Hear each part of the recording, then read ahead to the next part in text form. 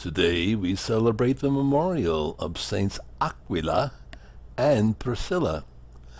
Saints Aquila and Priscilla were a Jewish couple from Rome who had been exiled to Corinth and were friends of St. Paul in the first century. They hosted St. Paul on his visit to that city and were probably converted by him.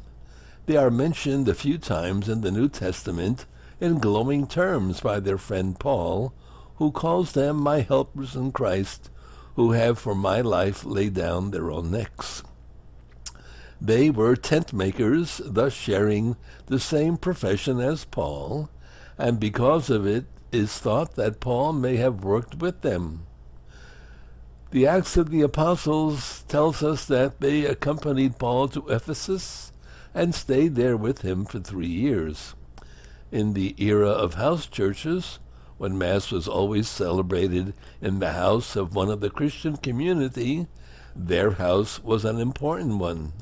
According to tradition, they were martyred in Rome on their return, probably around the same time as St. Paul.